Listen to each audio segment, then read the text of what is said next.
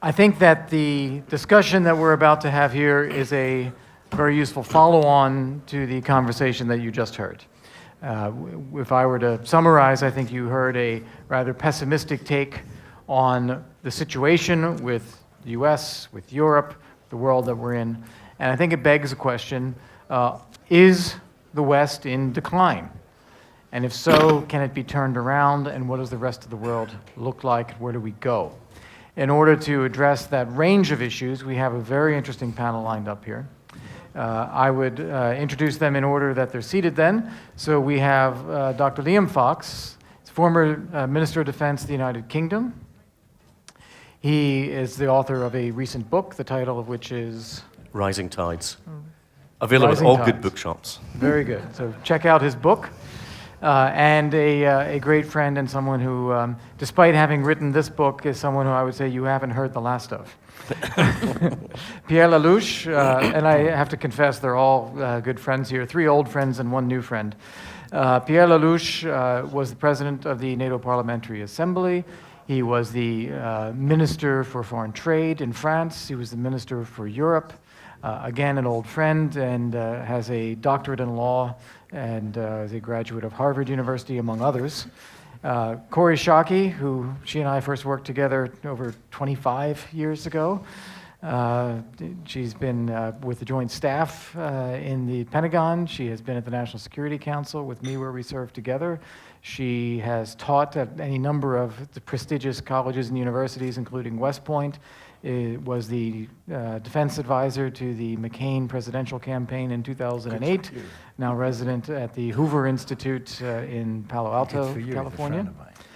And Radha Kumar, who is the head of an independent think tank in New Delhi. I want to make sure I get it right. It's the Delhi Policy Group, and has been involved both in developing EU-India and US-India agendas and visits and relationships, including having the distinct privilege, if one can call it that, of organizing a visit of President Bill Clinton to India. I'd like to call attention, I'd like to see a wave of hands if I can. Are people using this Spot Me app? Are you using it? Are you voting with it? Are you doing 1, 2, 3, 4, 5? Not worth it. Okay, forget that. We could have posted questions on a tablet, but we won't. Instead, you'll just have to raise your hands and we'll call on you from the audience. I think the first question I would like to put is the one linked to the title of the panel and to the discussion that we just heard, is the West really in decline? I mean, when you take a look at it, all the different measures of power, economic, military, political, and so forth, is the West actually in decline? Liam. Yes, we're in relative decline. I don't yet believe we're in terminal decline, nor do I think it's likely. I think we've made some bad choices, and I think we're suffering some bad consequences.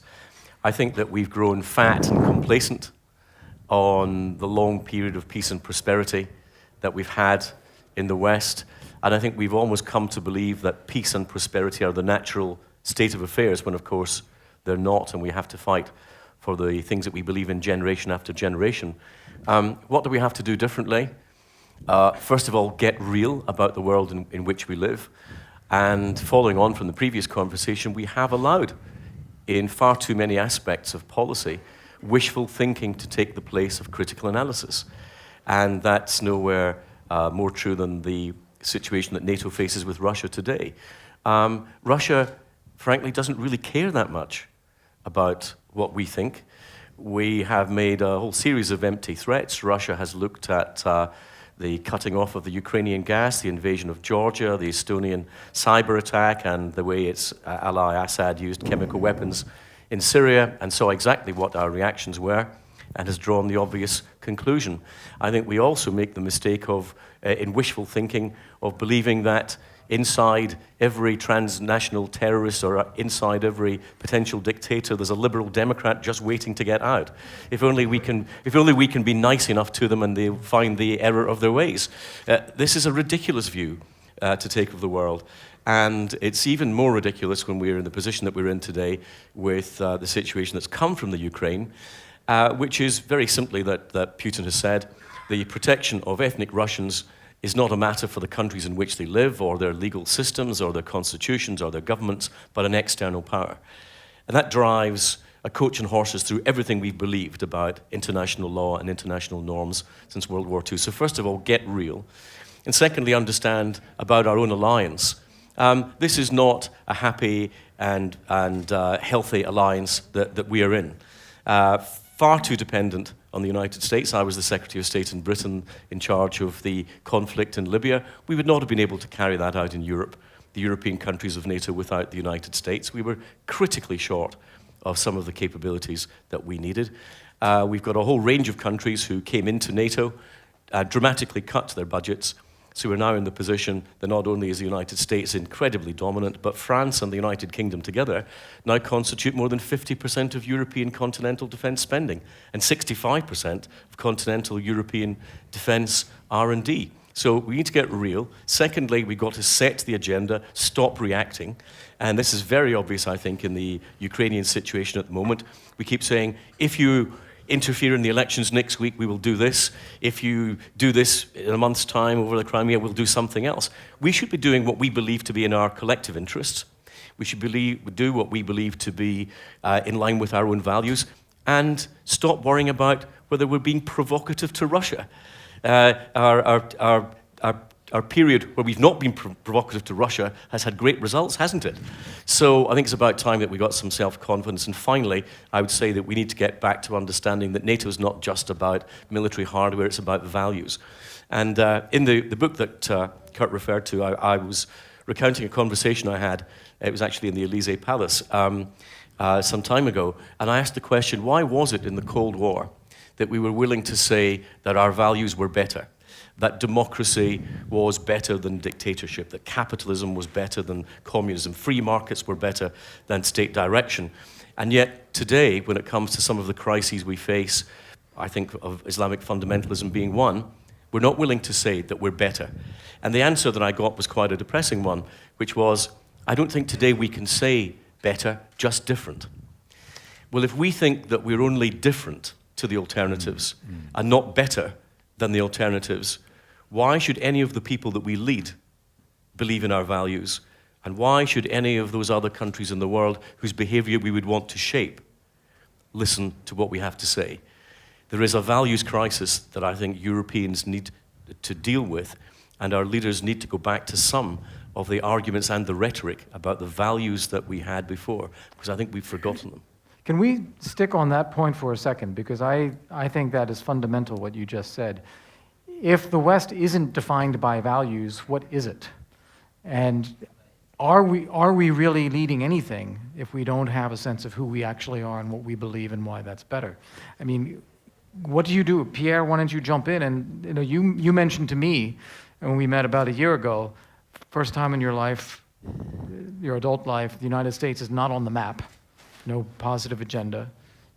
We just now spoke and you said, well, Europe's not on the map either. So what, is it a values deficit? Is that the problem? Yeah, there's obviously a problem with our values. We don't really believe in ourselves anymore. There's a question also of relative decline. Clearly, the Europeans and the two powers that were born out of Europe, America and Russia, way less, demographically for sure, economically, militarily. So it's a new world. We had a very special parenthesis of 50 years of a bipolar system. Then we had 10 years of a unipolar American period, which was essentially wasted. I remember at the time in the French Foreign Ministry, the enthusiastic Villepin invented this theory that the multipolar world was French policy. We wanted a multipolar world because the French believed that the more you had poles, the more it would be democratic world. I was one more somber voice that said that in history, a multipolar world is always a very unstable world.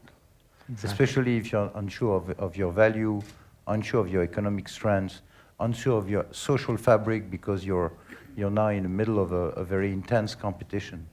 When I heard Mr. Friedman's statement as he left, very, very gloomy, I share them very much.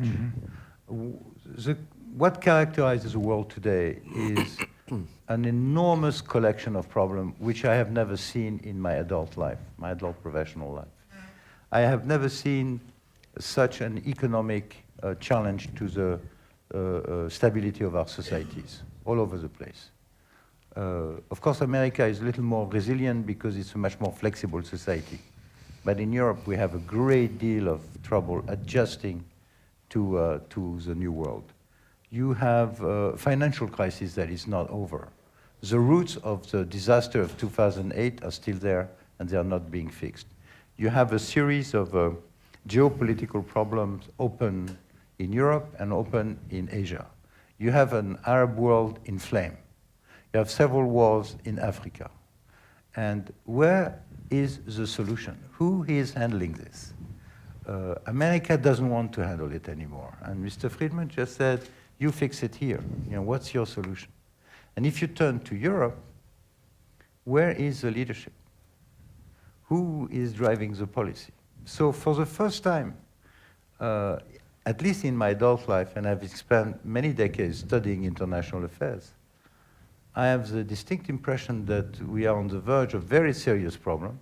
Certainly, for example, Ukraine could derail into a very serious situation if there are mistakes, miscalculations, and we're not prepared. The latest decision made in Europe is budget disarmament. Liam said we are French and British are still the strongest military forces, but you have cut drastically your defense budget. So have we, and we're doing it again, from what I hear. So, you know, when we are facing Islamic fundamentalism in Mali, we are alone, absolutely alone. Nobody is interested. Central Africa, totally alone. And if you look at Ukraine, who is going to die for Ukraine? So yes, if you are sitting in Mr. Putin's shoes, you can move. Catherine II, when she took Crimea after a very long and bloody war, took 9 years to annex Crimea to Russia. Putin did it in 2 weeks.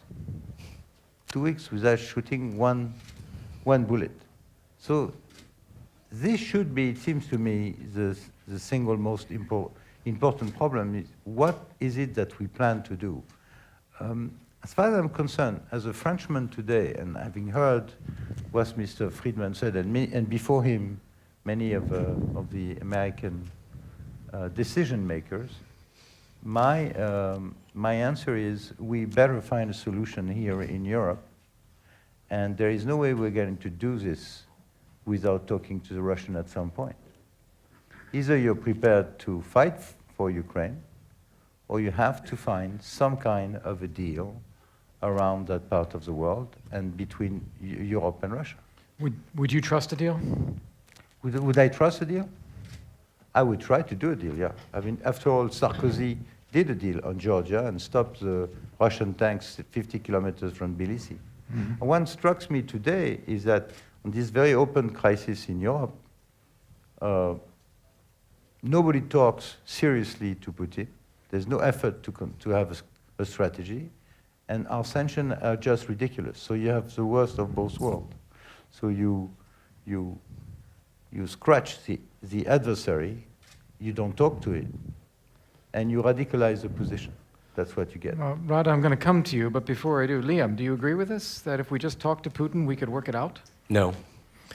I think we need to deliver to Russia what we've really not done since the fall of the Berlin Wall, which is both strength and consistency. And we've shown neither of them in sufficient amounts. I don't actually share Pierre's entire gloom, because I think that the value system that we have in the West, if we can have a bit more self-confidence in it, is a pretty good roadmap for the future. It has, United States is not what it is today by accident. It is there because a whole set of values contributed to a free country with people being able to do exceptional things, create innovation, create prosperity, and through that be able to afford security, which most people in Europe should be very grateful for, given what they've saved us from in the 20th century. So I think that a little bit of self-confidence will go a very long way, and a bit of leadership in helping us recognize that what we got already is pretty good. And I think it's a great pity that we've looked at globalization with fear rather than seeing it as an opportunity for us to shape the world around us, because I think ultimately politics is binary. You either shape the world around you or you'll be shaped by the world around you, and we have to make a choice as quickly as possible. Very good. I wonder if there's a microphone in the back, or do we have roving microphones? Could you please give that to Chris Einhorn, who's sitting right there in the fourth row? And Chris, prepare yourself. I want to call on you soon. Right, raise your hand so he can see you. Behind, one more. Thank you. Radha, Liam just mentioned the point about fear of globalization. So as we pivot to Asia here, do you see the West in decline? Or do you actually see others rising? How do you view that? And when you look at a prognosis down the road, thinking about a China or an India, is there an agenda that's positive with the EU or with the United States? Is there a positive role that India is going to play? Or do you share this sense of gloom that we're hearing? Well, let me begin with a little example of the problem as I see it. When Putin did what he did in Ukraine, he called our prime minister up. Neither President Obama nor any European leader called our prime minister to see whether India would support, at the very least, a coalition of pressure on Mr. Putin. I'm surprised by that, actually, because if you noticed, our Prime Minister, by the way, echoed what Monsieur Lelouch has said, which is quite unusual for India, given, the Cold War alliances and so on. He said that, A, he refused to endorse what President Putin had done, and B, he said that this has to be resolved through dialogue. We cannot accept unilateral actions. And what is even more surprising is, of course, the Indian government has sometimes, to the exasperation of the US and Europe, stood up for territorial sovereignty. So this would have been rather a good example to test us on, I would say. That's one example. The other example I would give, which caused me a great deal of disappointment, was the policy in Afghanistan. And I heard Mr. Rasmussen this morning talk about the fact that no longer would the Europeans or the NATO alliance allow any country to go under another country's sphere of influence. And actually, many of us welcomed the ISAF presence in Afghanistan as perhaps then beginning to implement that principle. But we didn't see that happen.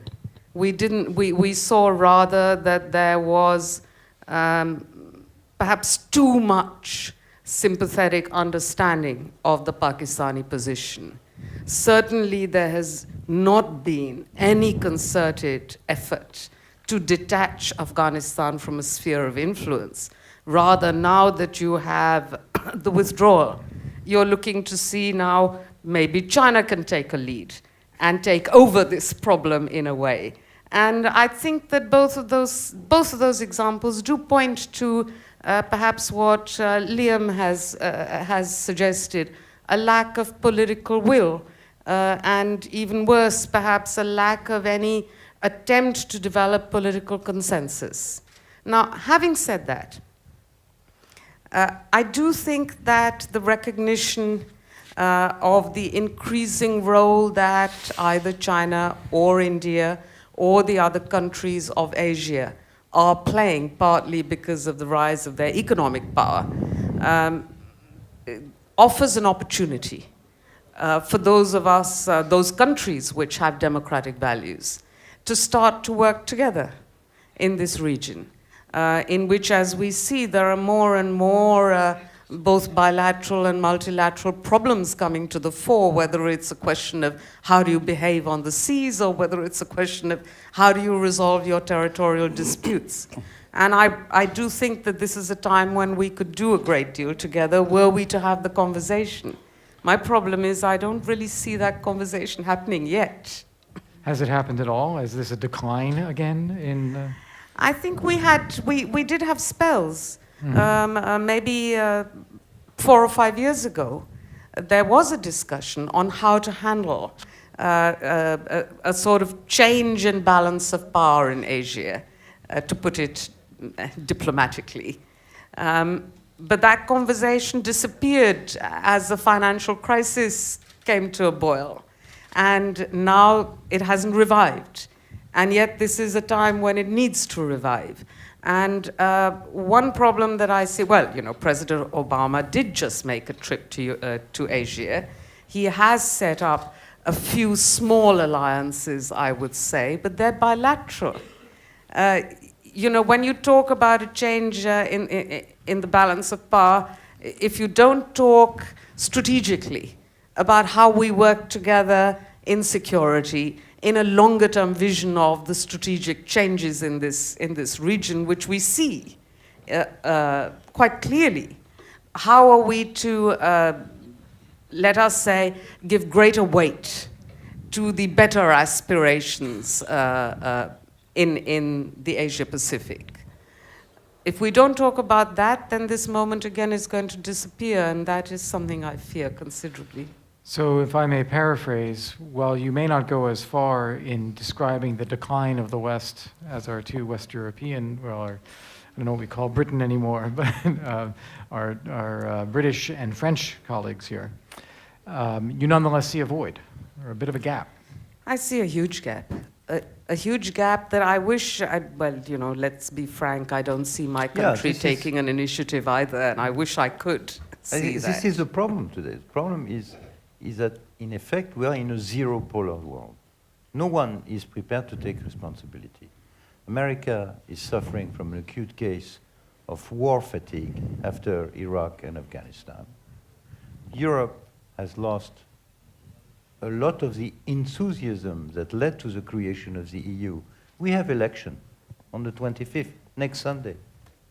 We are going to have an abstention rate to the tune of 60, 65%, even in the newcomer countries. And what you find is that the youth, for a young European today, all of the conquest of the post-war, which is freedom of travel, peace, well-being, and so on, all that is taken for granted. So there is no new horizon for the future. And so there is a fatigue also on the European part. And I don't see anywhere, certainly not in China, certainly not in India, or in Brazil, or in Nigeria, or in China, the wish to replace the former order. So you are in a zero-polar world with a lot of chaotic crises erupting on different fields. Economy, demography with massive demographic movements, geopolitics, North Africa, Syria, Central Africa, East Asia, now Northern Europe. It's a lot of issues without arbitrators. And when I was referring, and then I'll stop, a few years ago, when, as a student or as a politician, if you were interested in this strategic question, it was mandatory to go to Washington once or twice a year minimum to talk to the administration and see how they would move in order to see what was the debate in Europe. Today, when I go to Washington, I have the impression to go in an autistic village, only interested in the Washington stories, in domestic issues. The rest of it is very far away, and to the extent that they will intervene, they will send a few drones, play on the television and from a distance. But no longer is there a chance that the fate of America must be linked to the cultural roots that you may have still with Europe, for example, the birth of democracy in Britain. Well, So turn it all to that- Europe. Right. But a lot of these problems are Isn't that right? Isn't that right? But a lot of the problems are self-made. If you look at what's happening in Europe, for example, as Chancellor Merkel and our Prime Minister David Cameron regularly point out, the European Union is 7% of the global population, is 25% of global GDP, it is 50% of global social spending. That is an utterly unsustainable position. And when you look at the United States, with the debt levels it has, is cutting the Pentagon budget by, what, $500 billion over the decade? It's paying $450 billion in debt interest every year, a lot of which goes to Beijing and Moscow. I mean, anyone spot an irony in all of this? And a lot of the problems that we are making are bad choices that we've made in the past. I mean, people like myself who take a particular economic view would argue that welfareism has done as much to undermine us in our relative strength, certainly vis-a-vis Russia, than communism ever did, and we have to take a fresh look at the realities. People in Europe seem to believe, and in the United States as well, that they are owed a certain standard of living without having to earn it. And that is the number one fallacy, which I think underpins the weakness of Western societies at the moment. All right, let me bring Corey into the conversation, because there's been a great deal of assumption of decline, assumption of void. Is that accurate? Is Washington on the map? Is the United States on the map? Is Europe on the map? Are we in retreat globally? What's going on? So I'm more optimistic than anybody else on the panel by a pretty long shot. Although I don't disagree It's with... because you're Californian. You live in the It's true. sun. This is what you bank on Americans for. We bring our optimism to bear on these problems. We are certainly making bad near-term choices. We've made bad choices about the debt. We've made bad choices about retreat from the world in the Obama administration. I think we've made bad choices about our hesitance to embrace our values, which actually are our strongest way to shape the world.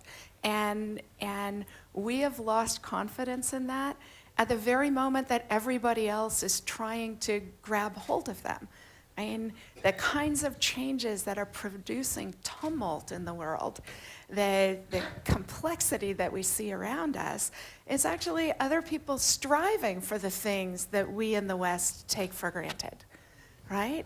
Our margin for error is enormously wide, and one of the mistakes we make is to project the current set of bad choices as casting a long shadow into the future. And I think that's probably not true for a couple of reasons.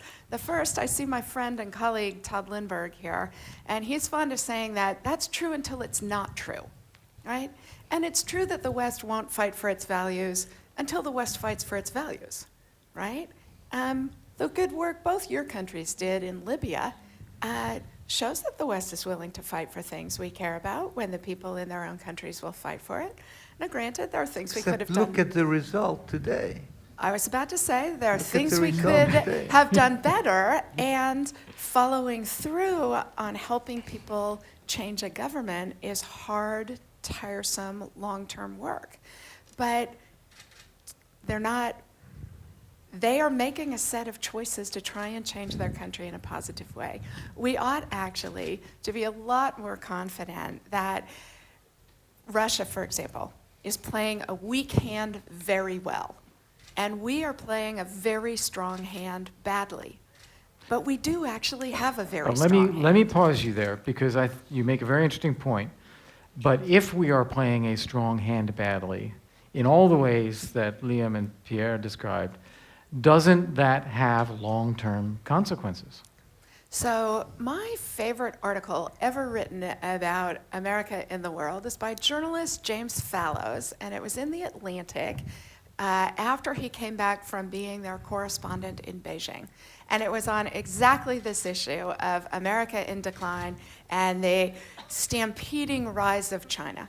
And his argument was about the role of the Jeremiah in American foreign policy, right? The prophet Jeremiah from the Bible, who chronicled how bad everything was. And we tend to do that in the West. We especially tend to do that as Americans, right? In the 1950s, good Lord, it was the surging rise of the German economy.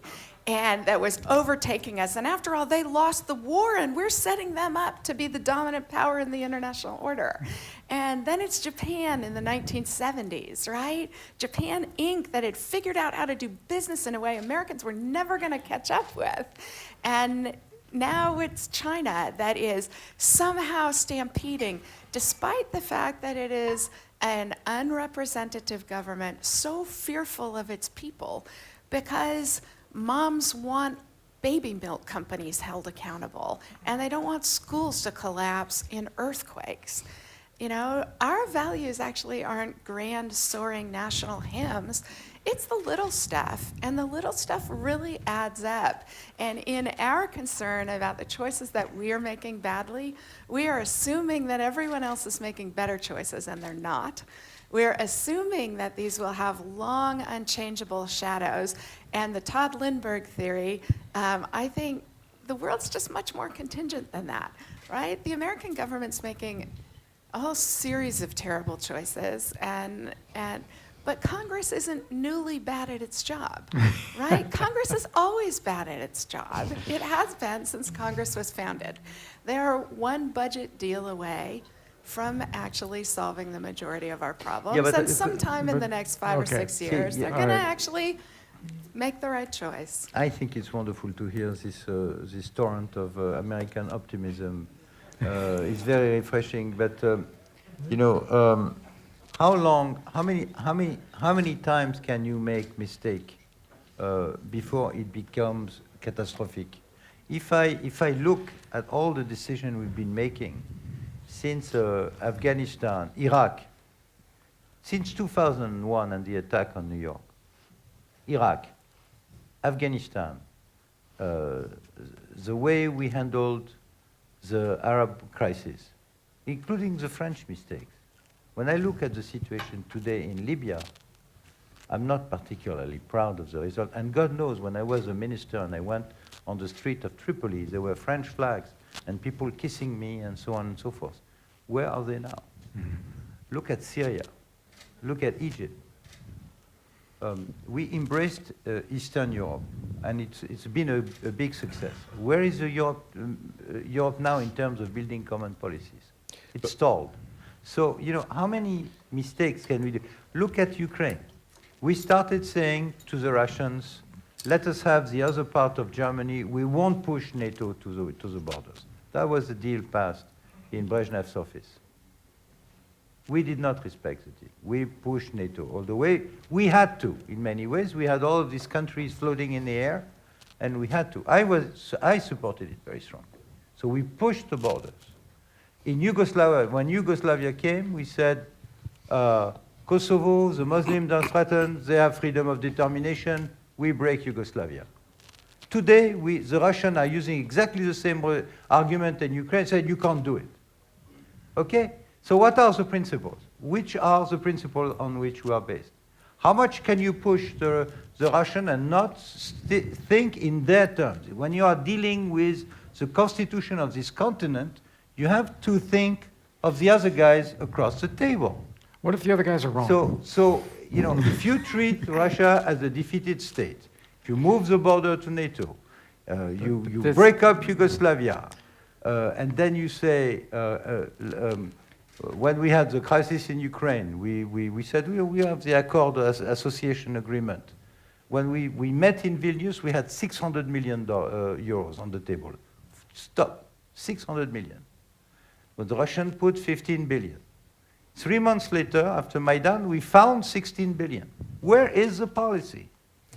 You tell me where is the strategy? There's a Explain, there's a- okay. there's a And then common- we go, yeah, sure. At the Pierre- end of the day, we are so much better than the others. Our values are better, but we keep making mistakes. Well, first, Well, we- and at the end give of the Liam day, a you sense. may find miscalculation and end up with Why- a very nasty You situation. know, in we've Europe. made mistakes over a long period in history, pisses me off. but what we created and what we have and the values that underpin our societies are still better than the Yeah, but alternatives. nobody's discussing that. We Well- are much better. We are beautiful. that's a good- You invented democracy. We invented human rights. We sold it to Thomas Paine. They wrote the Constitution. We are all very happy. We are superior. once you've said that, we are being attacked from all fronts. No. Competition, economic competition, demography, immigration, now Russians. What the hell do we do? And we don't know. Competition is Actually- not an we- attack, it's an opportunity. Actually, Competition is a good thing, not something to be feared. Where there's been a problem here has been our over-optimism. If you're looking for something that's a common factor in Iraq and Afghanistan and the Arab Spring, it's the fact that we were over-optimistic about our assessments and Yes, what we... stop being optimistic. Well, yes, I know, but we also have to apply... We also have to go further than that and actually apply some of the values. For example, Arab Spring's a very good one to take. The Western countries wanted to believe that what was happening in the Arab Spring was a spontaneous outburst of desire for Western liberal democracy, when in fact it was a manifestation of a commodity crisis which had secondary political effects. But there are answers there. If you want an answer to the Muslim Brotherhood, the answer to the Muslim Brotherhood is the secular sisterhood. If you ensure that we apply our own values and ensure that women in a lot of these countries have genuine rights that cannot be taken away from them again, you don't get misogynistic religious groups applying all sorts of medieval ideas to them. So there are, I think, clues in the things that we already have. And what I don't get is the lack of self-confidence. Of course we make mistakes. We've made a lot of mistakes and we'll continue to make mistakes. But the answers to some of the problems, in fact to all of the problems, I think, still lie in the basic beliefs that we have in free markets, in individual rights, in rule of law, and ultimately when you can support it, democratic systems. They're all there. They take time. Part of the I think the policy-making mistakes have been that too few politicians open up history books and they think that we can create Jeffersonian democracies in 20 years, which is clearly untrue. Corey's been chafing at the I bit. agree here. with the I conclusion. too want to pile onto that one because it matters which side of the line you make your mistakes on too, right? So we didn't break up Yugoslavia. The Yugoslavs broke up Yugoslavia, and they did it because people wanted their rights respected. Pardon. And no, let me finish. There was an exchange. No, No, excuse yeah. me. And As the it Germans who broke matters. Yugoslavia. It As the matters German- as the that we German- actually stand up for our values, and that means we hold these things to be self-evident, right? Human rights are something that belong to people. They're not a gift from governments. And where we make our mistakes, when we make our mistakes, because we're going to make a bunch, right? But everybody makes them. It's not just the West making them. And we in the West tend to make our mistakes on the side of believing in human dignity, believing in human rights, believing in human potential. And that has long-term consequences that even our short-term choices don't affect. When one talks about leadership in the United States, one's talking, or transatlantic community, one's thinking of Washington. So you go there, and that's where your policymakers are. You influence Washington. Where is Europe? Who makes decisions in Europe? That is another of our problems. Because now that you've enlarged Europe, for good reason, again, for good reasons, we had a geostrategic challenge, and we fixed it the best we could, and the solution was enlargement. So I do not regret for one moment to have opened the zone of prosperity and democracy to all of these Europeans who were on the wrong side of the Berlin Wall, okay? But once you do that, you have a machinery at 28, which is very hard to manage. And we both have been in government. You go to Brussels, the table of the council is as big as a basketball field, and the next guy you see on television because you don't see him. And he's limited to 2 minutes, which means that any question takes 2 minutes times 28. How many questions can you treat in 2 minutes, seriously? So what happens? The machinery sort of turns around itself. It has become a sort of huge cotton wool machine that is expert at over-administering trivial issues, like the curve of a cucumber, and is totally absent anytime there is a serious issue. For example, gas policy vis-à-vis Russia. Who coordinate gas import vis-à-vis Russia? Nobody. So in the same union, you have countries that are not dependent, very little dependent, like us, very dependent like the German, or 100% dependent like some countries in Central Europe? How do you coordinate then a policy vis-à-vis Russia? Add to this the fact that heads of state spent their lifetime being heads of state. Once they are president of France or German chancellor or British prime minister, the last thing they want is somebody on top of them. So, when it comes to choosing the chairman of the council or the super foreign minister of the union, who do you take? The most well-known, able, competent, driving leaders that you have in Europe. And then you're surprised that you have no foreign policy. Okay. Liam, do you agree with This that? is the reality. Well, almost none of it, no. I take a very different view, of course. Pierre and I are old sparring partners on this one, but I take a very different you view become pro-European of the now? European. No, Yeah, no, I'm still praying for you. I take a view that that the European Union should do much less. I want to be I want to be an economic union. It's largely focused on the economic well-being of the member states, and we try to do, where we will agree is that they try to do far too many things. We've got far too much law that's based on trivia and not looking enough at the serious things. But I don't think it actually is for the European Union to sort out the dependency of countries on their origins of supply. That's for domestic governments to sort out, and ultimately the market. And countries that don't sort out their energy supply will find that they're disadvantaged economically as a consequence. But I don't believe in big supranational government. I believe in nation states sorting out more of their own affairs, which is why I would like to see a power shift back towards the nation states, which is why next week in the European elections, incidentally, you're going to see a very big swing away from mainstream parties, because the people of Europe take a view that they should have more control of their own affairs and less should go with unaccountable bureaucrats in the centre. That's what's going to happen next week. And my guess is about 30% of the European parliamentary seats will go to those parties who do not belong in any way to the current political mainstream. So I think that's an unavoidable outcome of the way policy has been going, and I hope that there's a review of how that is done. And when you get former commissioners like Peter Mandelson in the United Kingdom, who says, quote, a referendum in Britain on Europe should not be left to the lottery of the electorate, you get an idea of why people are becoming increasingly disenchanted about the direction of travel. Quickly, I will quickly. stop after that. But there is a parallel in the situation he describes in Europe with what happened with the Tea Party and some of the representation in America. There is a parallel. There's in an the drift alienation from the of elites. public opinion from indeed. elites I and don't- from I- Did you want to say something? We about finally Yeah. agree entirely on something. Let's pivot to Asia for a second. You know, on the lack of self-confidence, one thing that has always driven me either to laughter or despair is that for years now, for 5 years now, the EU people come to India and they say to me, why is our image so low over here? And here's my problem. If all you're bothered about is your image, then of course it's going to be low. Let's talk what we need to do together.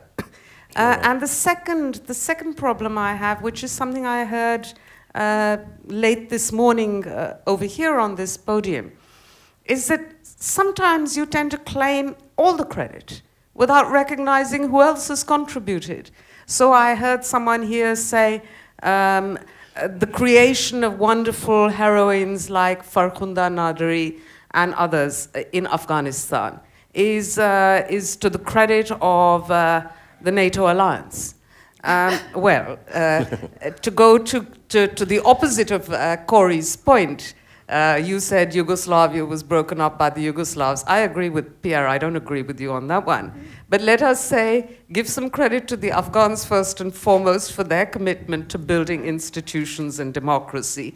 But excuse me, India is one of the major contributors to aid and assistance for civil society, for parliament, and all across the country, every single district. And that's the reason why India has scored top in every popularity poll in Afghanistan that Pew has conducted for the last 5 years. Now, how on earth can we work with you if you won't even recognize our contribution? And I say this not from a point of view of criticism. I say it as a person who really would like us to work together. And year after year to see this not happen has been one of the most disappointing experiences. I just hope we can change now. It's perhaps a trite point, but and Kurt's heard me make it before, but if you go to European capitals and you talk to our colleagues sitting behind ministerial desks, they all have maps of the world behind them that have the Greenwich Meridian in the middle, which reinforces the view that it's still the center of the world. Yeah. When smart politicians have maps with the international dateline in the middle, because that's where economic and political power has actually migrated to, and really smart ones have globes, but that's another issue altogether. But I think that there's a Eurocentric view of the world which you're really describing, which is if things go well, a Western-centric view. If things go well in the world, that's because we've got it right. And if things go badly in the world, that's because we've got it wrong, with very little idea in this new globalized era that other countries can be the prime movers in their own destiny. And we have to break away from that mindset. I agree with both of those points. It does seem to me that Western foreign policy is most successful when we are actually helping other people solve their problems, and cheering their success when they solve their problems. That there is a tendency to think that that we cause everything and that we fix everything, and September 11th and the response to September 11th is a poignant, for me, example of that. Namely, the United States goes into every capital in the world and says, we need your help, this is a huge problem, terrorism's the #1 international threat, and it doesn't look like that to anybody else in the world. They've got bigger problems. They think their problems are bigger, and they're probably right. And we need to actually do a much better job in the West and the United States in particular at actually helping people solve the problems that they are worried about. That's the basis of building enduring alliances. That's the basis of not being a jerk when India is doing a lot of stuff that's useful, both to Afghanistan and to the United States in Afghanistan. There's one last point I'd like to mention in all of this. When we talk about, when I talk about zero polar world, what is making things worse is the quality of leadership or lack of quality. Do you want to do a tour d'horizon of leaders? What is happening to our democracies is that the qualities it takes to become head of state are not the one it takes to be a statesman. Okay. Very rarely do you have people who have the experience, the breadth of history, the understanding of the global issues, because all the years you spend trying to get there tend to make you somebody very parochial. Okay, let's be specific. Would you agree that the de facto leader of Europe today is Angela Merkel? Yes. And is she a good leader? Is she good at it? I think the problem with the Germans is that they have not come to the conclusion that they have to do other things than just be a big Switzerland. They don't have a consensus. I think she's a good leader. I do too. She's a good leader, no question about that. She's re-elected, she's efficient, she's very shrewd. But can Germany turn this extraordinary economic power, the 200 billion trade surplus that they have, into political power and military power and coordinated strategy for the future of Europe is a big question mark. I don't think they have a consensus on that. It's not just a question for Germany. It's a question for all of us. In the globalized environment, do the countries who stand to make the most gain, the biggest gain, from the economic upside of globalization also have an obligation to contribute to the global security in the same system? And there's a big question for us in the West vis-a-vis Germany. There's a big question in relation to Japan, countries that do extremely well out of the economic and trading environments in which we live, but yet are constitutionally constrained in terms of how much they can contribute to the security of that same global environment. We've got some really hard questions to ask ourselves about that, and we need to make a decision one way or the other. I But think clearly the leadership ought to leadership- be graded Tom. like Olympic diving. There ought to be a degree of difficulty weighted into the score. And the reason I rate Merkel so highly is that she passed the Juncker test, right? When he said, everybody knows what needs to be done, nobody can figure out how to get elected once we do it. Angela Merkel figured out how to get herself reelected. She managed to make a necessary set of choices slowly enough that she could bring her public along with it, fast enough that markets didn't outrun it and collapse the euro. And that is no small degree of difficulty.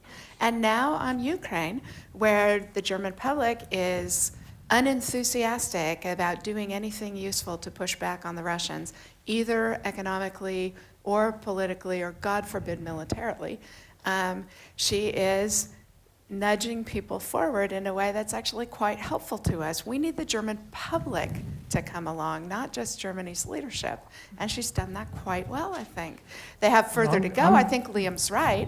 It was disgraceful that Germany pulled out of the NATO AWACS during the Libya mission.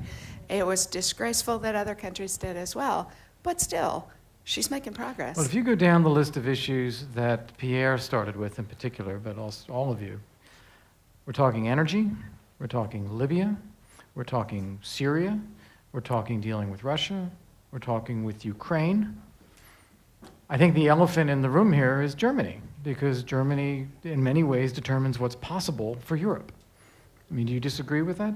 No, I fully agree. There is no political leadership and weight, political and military, without Germany, possible in the future. Especially as, and I have to regret to say it, the gap between France and Germany has grown economically because of our own internal incapability to change, to take difficult decisions and choices. Mm-hmm. So the gap, what was used to be called the Franco-German couple, this kind of equilibrium between French military seniority and economic power in Germany, this gap now has increased. Nuclear weapons are no longer so important, and German economic growth, the gap is very problematic for me. So yes, there is a point in which without Germany, it's going to be very hard to have a strong European voice in world affairs, because we need the input. You know, the Eisenhower administration in 1954 had this big strategy debate, and the question was, how do we keep Germany voluntarily allied in the West?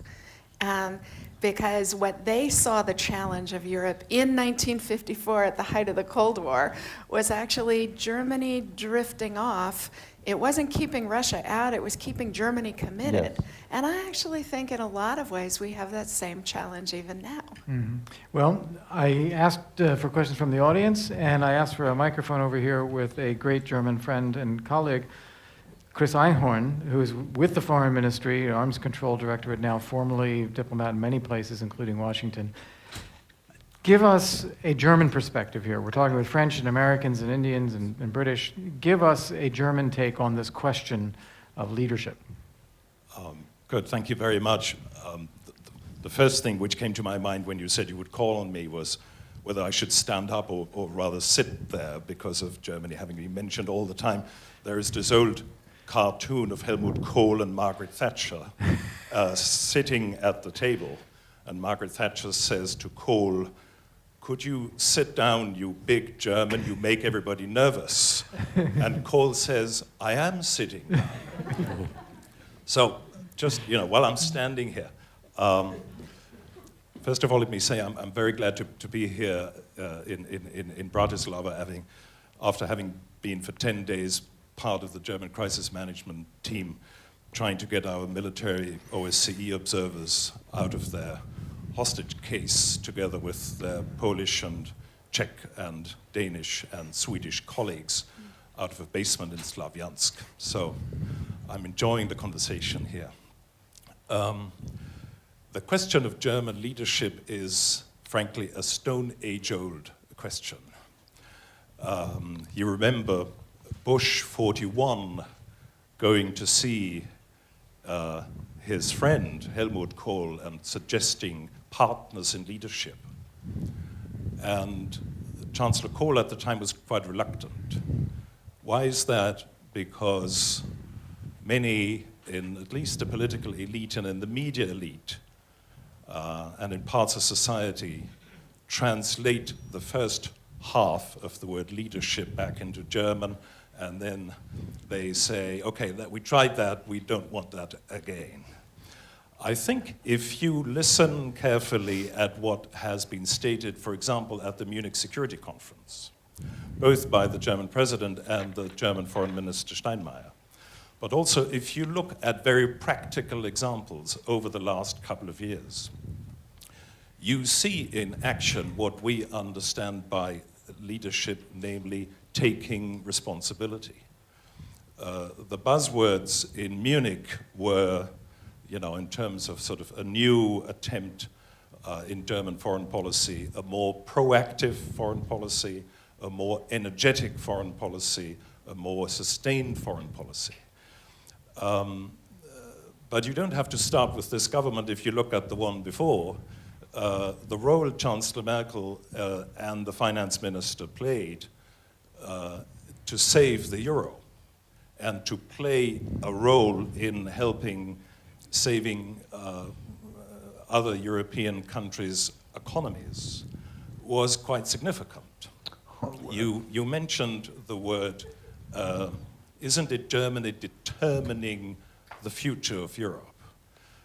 I don't think you would get much subscription in Germany for using the word determination, determining it.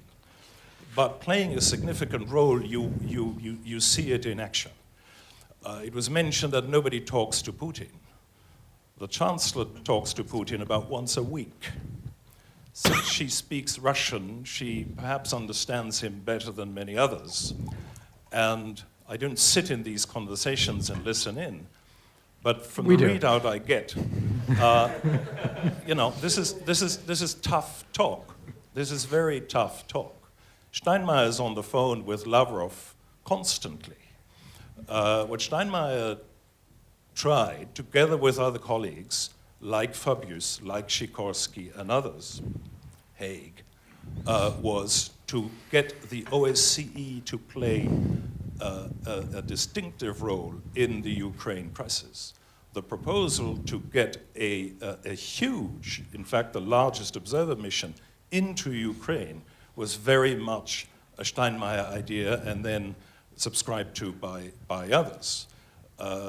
We just sent Wolfgang Ischinger, whom many people in this room know, to Kiev yesterday to play a role as a mediator on behalf of the OSCE. So if you want to go through the list, perhaps a last thing, because I'm working on this every day, Syria. Everyone, beginning with America, had a hard time to find other countries participating in helping to destroy the Syrian chemical weapons arsenal. And at the end of the day, it will be done by hydrolyzation on an American ship. The Brits will take the leftovers. The Germans will take a significant chunk of the leftovers and burn it, and Finland too.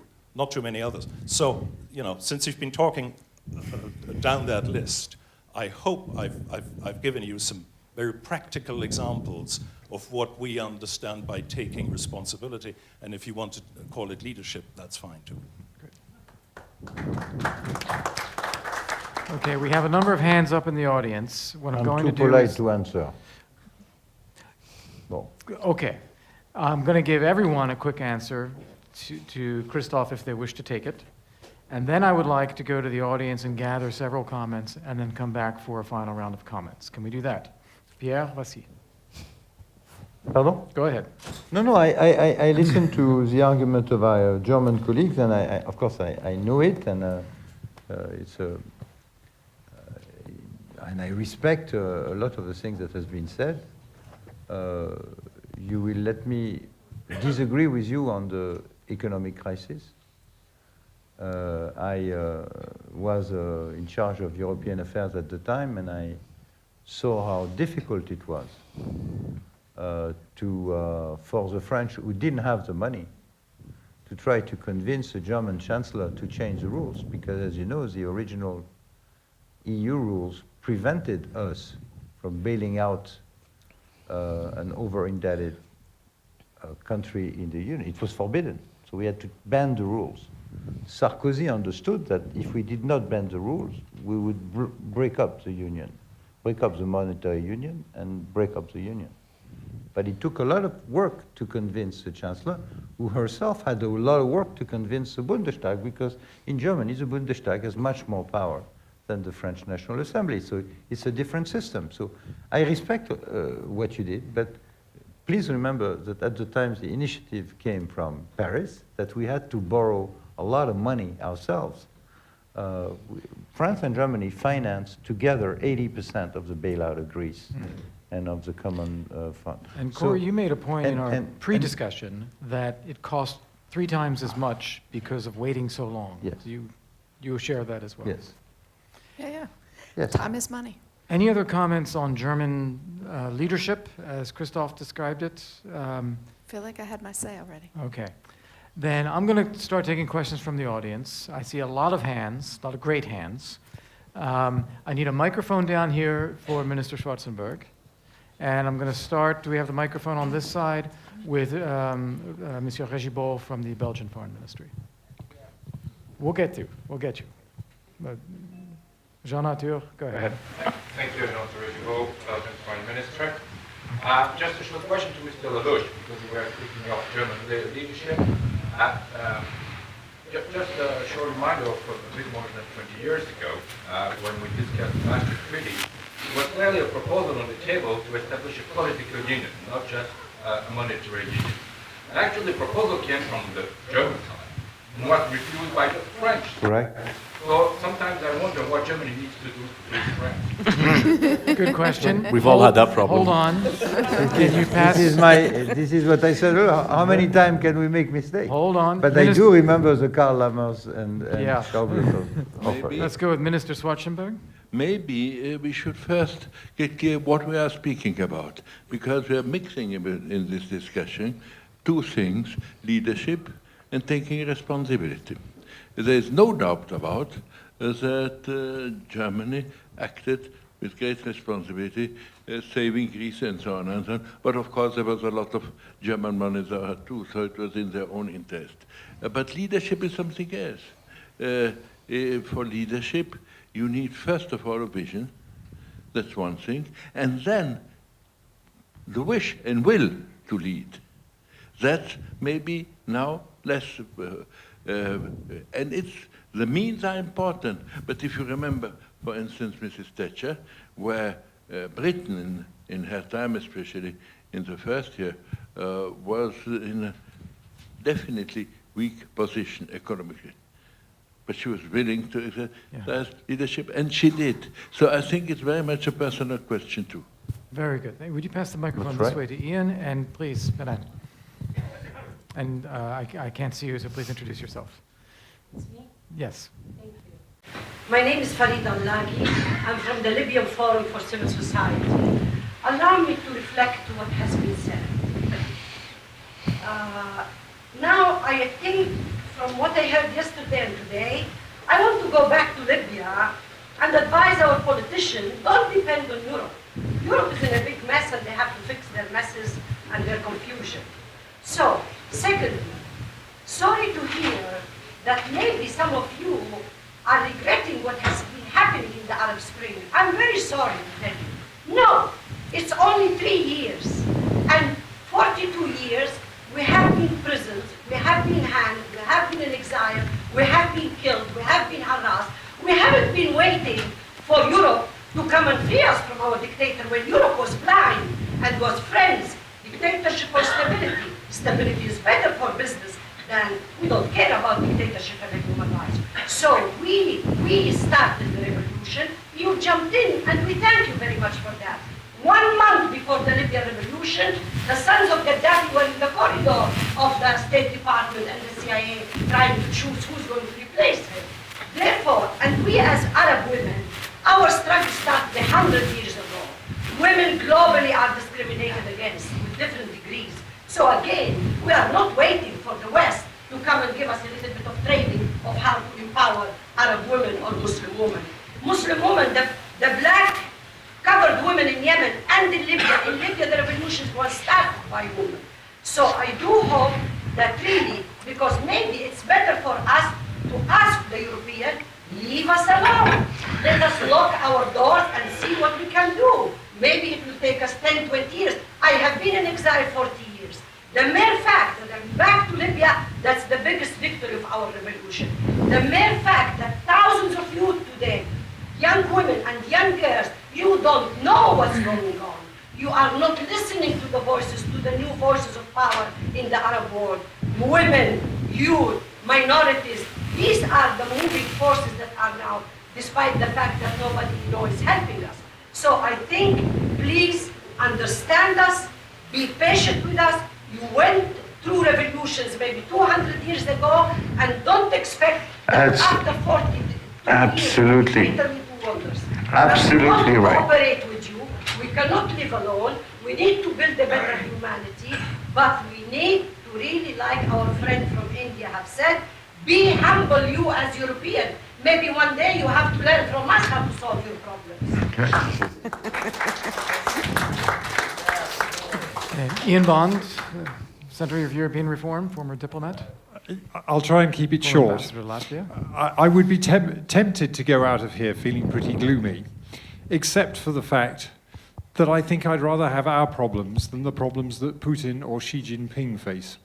Yeah, well said. Putin is running a country with an economy which is stalling, which depends almost entirely on oil and gas, with a demographic situation which is catastrophic, and a male life expectancy which is of third world standards. Xi Jinping has, at a conservative estimate, something like 60% of his fresh water supply is so contaminated that they can't be used, and a population of 1 billion people with less water than any other major country in the world. I think I'd rather have our problems than theirs, and I don't know how they get out of their problems at all. But maybe you disagree. Maybe you'd rather swap your problems for theirs. Rather than losing control of this here, let me just ask you quickly. Isn't it true, Ian, isn't it true what Corey said, that we are playing a strong hand very badly, and Putin is playing a weak hand very well, and in the end, doesn't that matter? There's a limit to how long you can play a weak hand, however well, without losing. Sooner or later, the cards will find you out. Okay, pass the mic right behind you. Alexander Nikitin, Moscow.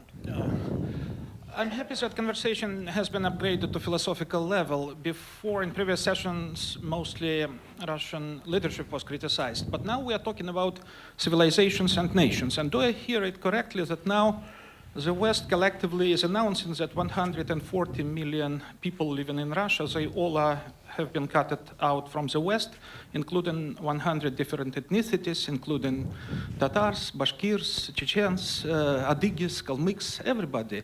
Everybody living on the territory of Russia from now on is not part of Europe, is not part of the West, is not sharing any values. So my question is, which of the three scenarios you prefer? First scenario, military victory over Russia. Today we heard that preparations already have been started. Second scenario, regime change in Russia, Maidan. Are you ready or are you suggesting to promote Maidan in Russia? And scenario three, a kind of modus vivendi, a kind of compromise. Then my question, and specifically probably to Monsieur Lelouch, is what could be contours of compromise with Russia before regime change or before military victory? Okay, we had a question 2 rows back. If you would just pass it behind. Woman with her hand up there. Yes. Thank you. Thank you. Farkhunda Zar Najeri, member of Afghan Parliament. I found this panel extremely interesting, but simultaneously confusing. And the point that the confusion comes, actually, it goes to the abstract of values, something that currently we are suffering as a result of this reflection in Afghanistan too. I do believe that values, even from person to person, differs. You can even see the same reflection in the same panel from Western side. I think we have to be very careful when we use this abstract and philosophical value, meaning or definition, when we want to use that in politics.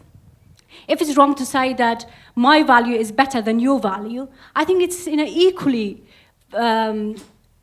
size or equally value. It's wrong to say that my value is different from your value when you get the honor killing in a particular country and then you say, okay, I respect your value that you think killing a human being is your value. So what I'm thinking is, what I'm trying to say is that they are wrong practice by the government to their citizens that it cannot be justified. So when as a human rights value, which we regard that to be universal, we have to stand for each other. I do understand that the West is more developed now, and we are happy, especially I do belong to a country where we suffered tremendously for 3 decades of war. So when I see countries that has been developed, I'm happy to see that they at least try to bring themselves to the criteria of 21st century. But at the same time, this is very important to find out where your position is, because in Afghanistan, for instance, one of the reasons when the West got involved was the terrorists as well as women's rights in Afghanistan. But recently, this confusion actually reflects in our nation that sometimes when there's gross violation of women's rights, the Western or the foreigners who are in Afghanistan, now they try to bring a new pattern of quietness, to say it's an Afghan issue, you have to solve it yourself, even though it's human rights violation. So for that reason, I think the value that you're fighting is extremely, extremely important. But the main problem is that when you fight for a value, you want to do it for a very short period of time to just show yourself as a hero. But then when you understand the value of value, that you have to constantly go through it, then you lose interest in that. And I think this is the big challenge for humanity on 21st century, that when we want to fight against values, we have to continue that one. It's been really interesting for me to attend different sessions.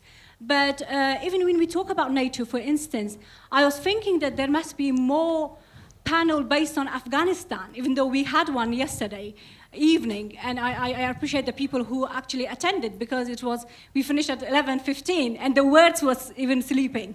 But if you want to evaluate NATO's function, you have to see what NATO achieved so far. I'm sure NATO made a lot of mistakes in Afghanistan, but at the same time, they have achievements. I do understand the passion, the hard work, and the risk that our nation has been taking so far. But at the same time, we do share our success with the international community and the NATO, because we know that we couldn't do that without them. Even though we also know this, that even when we went through a bad period of time of experiencing Taliban, it came from the root that when another time US interfered in the Cold War, that it includes all the West part that they survived from World War and communism.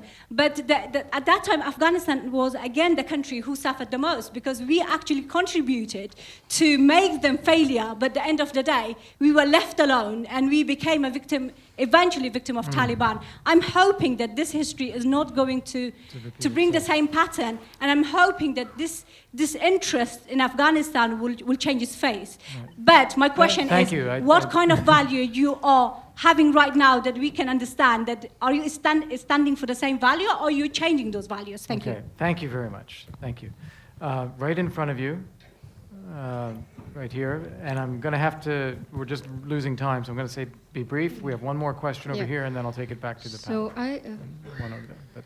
Sorry, I just wanted to ask also whether some of the angst over the values of the West being better or superior or whatever, is that coming out of the fact that there's been a lot of flexibility about the values?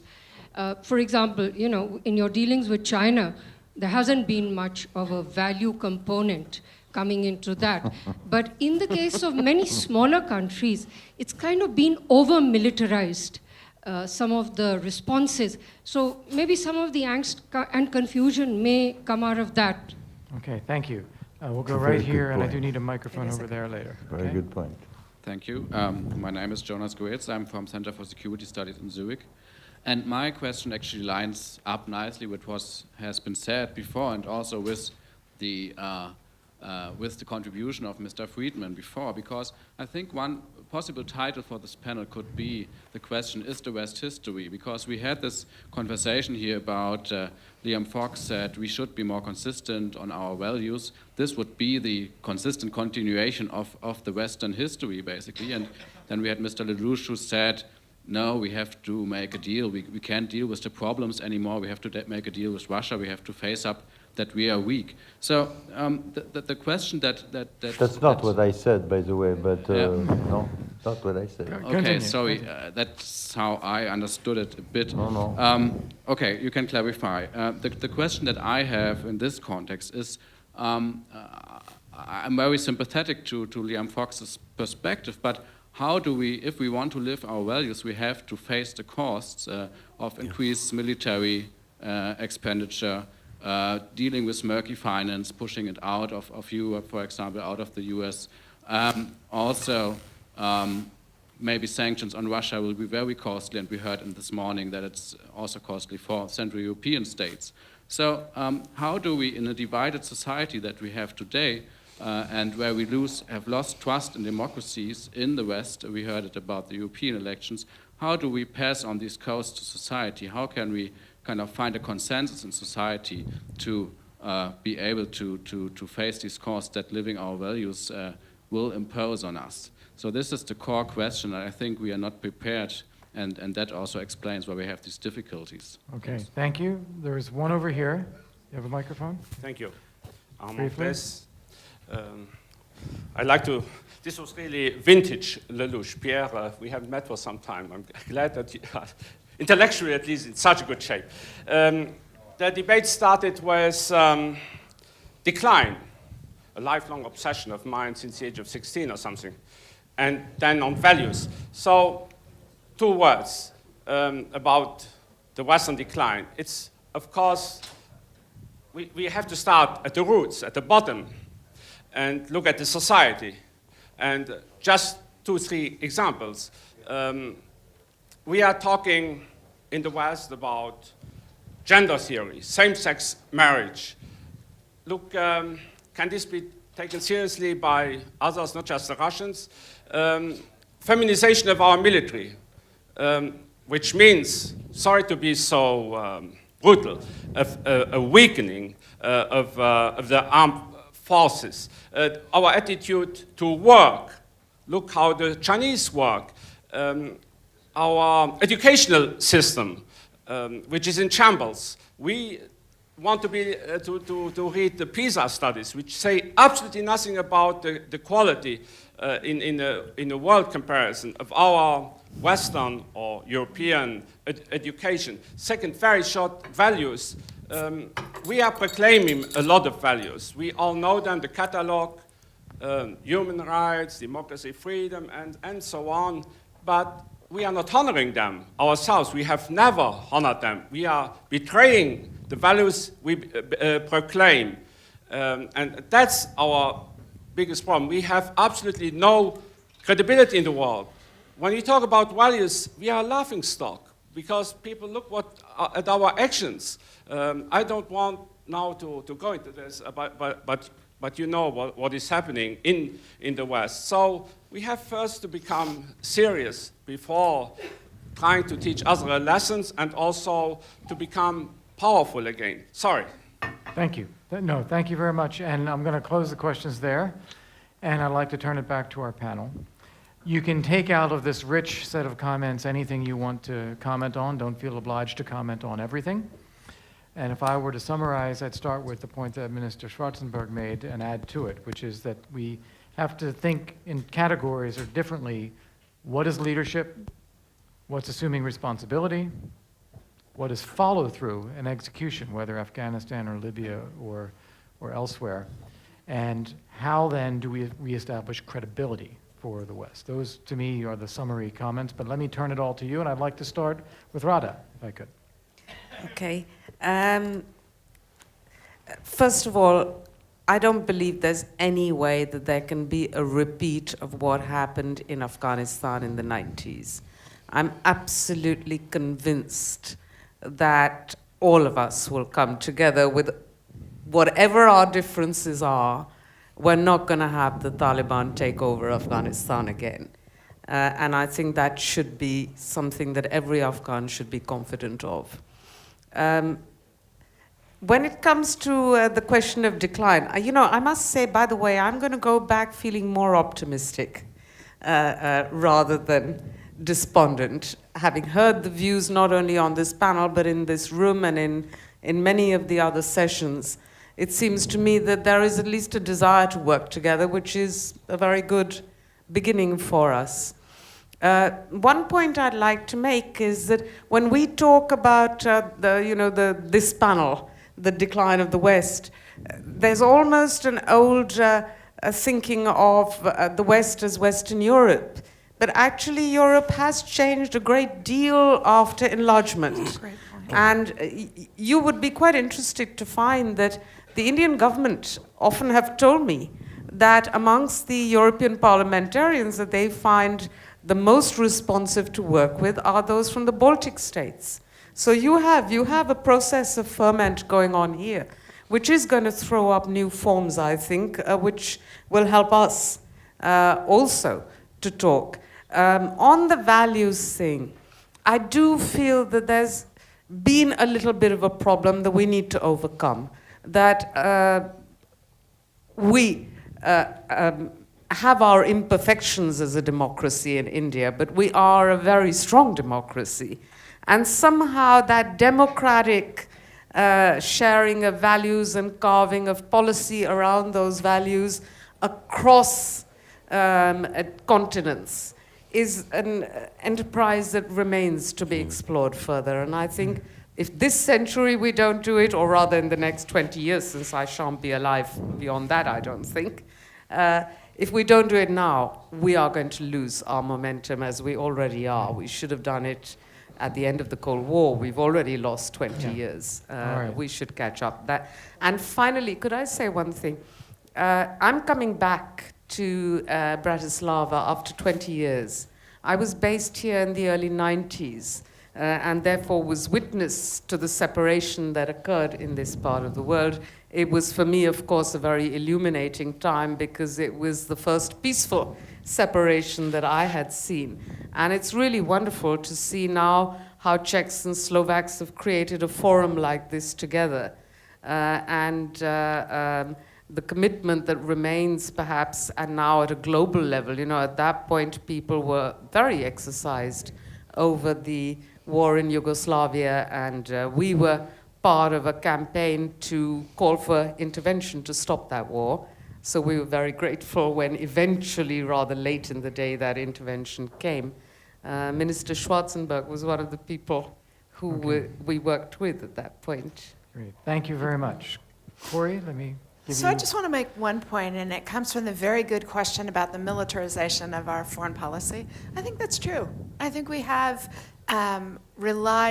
particularly in the United States, have relied too much in the last 20 years or so on our military strength, and that feeds into this narrative about what we can and can't do in the world, because we've created this mythology that there was a past time where everything happened the way we wanted it to happen, and allies were compliant, and math class wasn't hard. But math class has always been hard, right? It was hard in the 1950s, it was hard in the 1960s, it was hard in the 1970s. And so what we are not doing as well as we used to do is thinking about how to cheaply and effectively help other people solve their problems. And the more that we do that, the more Americans will be willing to engage in the world. One of the big constraints on American foreign policy right now is that my mom is exhausted with how hard and complicated all this looks to her. And that's where leaders come in, because they explain to the public why this matters, why we need to do something about it, and crucially, as you and the guy who asked the question after you suggested, explain how our government's going to do this in a way that will have positive effects, be sustainable, not bankrupt and exhaust us. Okay, thank you. Pierre, I think that you found a lot to disagree with in the questions. No, I have. There's been a lot of interesting comments. I just want to take three. First, on value, I'm a son of the French Revolution myself, so I really believe that we, the Europeans and then Americans, invented a set of universal values. I believe that these values are not reserved to white men only, that it cannot apply to... I don't see that some civilizations are condemned to live under dictatorship. I've always thought that democracy is also valid for the Arab world, that there was freedom for Arab women, and so on and so forth. And that has been driving my own professional life, throughout my life. At the same time, we tend to be quite cynical about them. In our policy, we tend to use variable geometry. We tend to be very demanding to small, weak countries on human rights. And when it comes to us, the Chinese, something on human rights, we tend to be very polite. I have noted that. Don't want to name states, but the degree of exigence sort of varies. Lastly, there is a trend in various parts of the world to relativize certain values. For instance, Putin right now believes he's a great defender of Christian values. It's ironical. Today, Putin paints himself as the West. The West in terms of the inheritor of the Christian tradition. Okay? And look at what happened last week in the middle of this Ukrainian crisis. What is the values that we wanted to send to him and the rest of the world during the Eurovision? Yeah. We sent Conchita Wurst, which is a form of tolerance of extreme homosexuality in a provocative sense, and say, it's great. And I was looking at the comments in the French media. A lot of people said, it's wonderful, what on earth, she had 290 votes, what an image for Austria. And I was thinking of myself, now think what Russia, the average Russian, educated in the value system that Mr. Putin sells, which is, virility, Christian value, think of that. Yeah. And think of this in terms of competing value in the same continent. Okay? Now, turning to Arab women and Libya. We have a session later on Islam. I'm born in Tunisia. I know what you're talking about, and I respect what you're talking about. And I believe that the future of Islam is in the hand of of Muslim women, completely. As long as the Muslim world will ignore half of humanity, we will continue to have fundamentalist people grabbing girls in Nigeria and so on and so forth, creating a dictatorship all over the Al-Qaeda type. So the combat of women, including in my birth country, Tunisia, is the cause of democracy. If you have democracy today in Tunisia, it's because freedom, birth control, education to girls was given as a first step by President Bourguiba in 1954, right? So, having said this, what I said about the Franco-British NATO intervention in Libya is that when I look at the consequence and the inability of the state to organize itself, I look at the suffering today. I look at the state of jungle between the tribes. I look at the consequences of the flow of armaments into Africa. I said to myself, intervention, short-term intervention, you go home is not enough. Either you take care of the country and you have to accompany it for many years, like we've done in Afghanistan for 13 years, and we have not fixed it. You've given some of this. Or you have to be very careful what you do with military intervention. That's what I said. Okay. Now, finally, on the Russian thing, I didn't call for a deal with Putin out of weakness, but precisely because of what you said, sir. Because I believe Russians are part of this continent. Because I believe Russia is our friend and not a defeated state. Because I believe I'm not going to change their regime and they are going to find their own way towards democracy. No regime change. And I'm not going to go to war with them. So there's one thing that's sure. After the 25th of May, Ukraine will not be fixed. I've been working in Ukraine for at least 10 years, and I know the political class. It's very complicated. One election will not fix it. The only thing that will fix Ukraine is a concerted action by Europe on one hand, Russia on the other.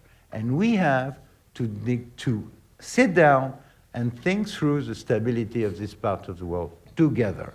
And there is no way that you are going to rape the Russian into, force them into concession on this, the same way as they are not going to force us to abandon the democratic values that we believe that people in Maidan wanted. So we have to sit down and fix it. This is what I argue, rather than go for another, sort of supposedly strong policy without the means. All right, last word. Well, Liam. if President Putin equates the Eurovision Song Contest with European culture, he's got more problems than I thought he had. I certainly don't think Russia is our friend, and I think we make very big mistakes by treating and rewarding Russia as though it were our friend. We need to be much more realistic about the policies they're pursuing and which they look as though they will continue to pursue. The minister gave two elements he thought of successful leadership. He said vision and will. The third I would add is courage.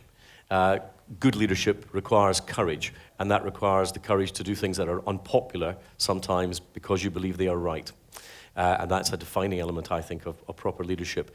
I think our colleague from Libya raised a number of interesting points. I think that the West should be proud of what it did in Libya. Had we not intervened in Libya, there would have been a mass humanitarian slaughter in Benghazi. And it was right for us to intervene. And the countries, including the US, which was a good bit behind Britain and France, and Germany, which wasn't there at all, have questions to ask about what they would have done had that slaughter taken place.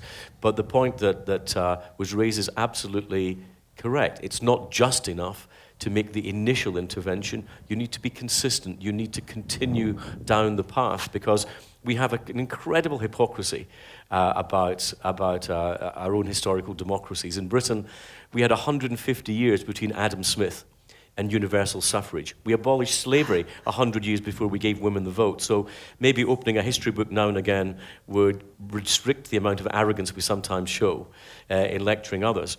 But I finally would say that I would much rather have our problems than Mr. Putin's problems or the Chinese problems, because we've had similar problems in the past and we've always found a way through them.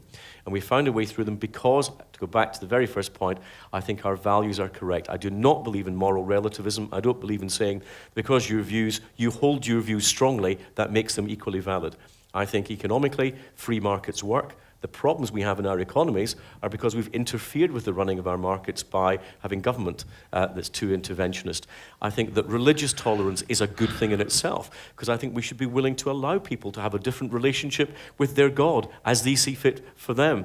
I think the liberation and the empowerment of women is one of the key things in creating a safer and more stable global society.